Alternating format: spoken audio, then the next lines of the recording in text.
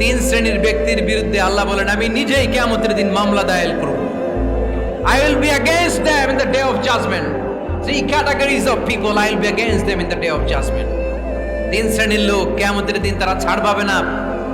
আল্লাহ বলেন আমি নিজেই তাদের বিরুদ্ধে মামলা দায়ের করব। এর মধ্যে এক শ্রেণীর লোক হচ্ছে রাজুলুন ইস্তাআজারা জিরান ফাস্তাউফা মিনহু ওয়া লাম ইউতি আজরা। একজন শ্রমিক ভাড়া করে তার কাছ থেকে কাজ নিয়েছে কিন্তু তার পারিশ্রমিক আদায় করে নাই। এরকম আছে না নাই? দাপট দেখায় ইউনিভার্সিটির ক্যান্টিনগুলোতে। ইউনিভার্সিটির ক্যান্টিনে যে খায় মাগার বিল দেয় না, এরকম টাকায় যাচ্ছে নাই? চায়ের দোকানে চা খায় আগে পরে দিমু বিল দেয় না, আছে না নাই? দোকানে যে পণ্য কিনে বিল দেয় না পরে দিমু, আছে না নাই? কিয়ামতের দিন আল্লাহ তোরে মাস্তানি ছুটাবে, চিল্লা এখন ঠিক কিনা? আনা খাসমুহুম, আমি নিজেই তাদের বিরুদ্ধে মামলা দায়ের করব। কথাটা কার? এজন্য বিশ্বনবী বললেন খবরদার, মেহনতি মানুষ, খেটে খাওয়া মানুষ, এদের দোয়া কবুল হয়ে যায়।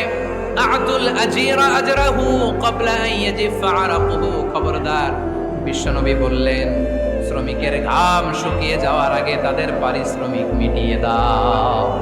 বিশ্বনবীর বিখ্যাত হাদিস, আতুল আজিরা আজরাহু ক্বাবলা আন ইয়াজিফা আরাকুহু। শ্রমিকের ঘাম মাটিতে লাগার আগে, শুকিয়ে যাওয়ার আগে তাদের পারিশ্রমিক মিটিয়ে দাও। কেননা তারা যদি বদদোয়া করে তোমার জীবনকে জাহান্নাম বানিয়ে দিবে কে?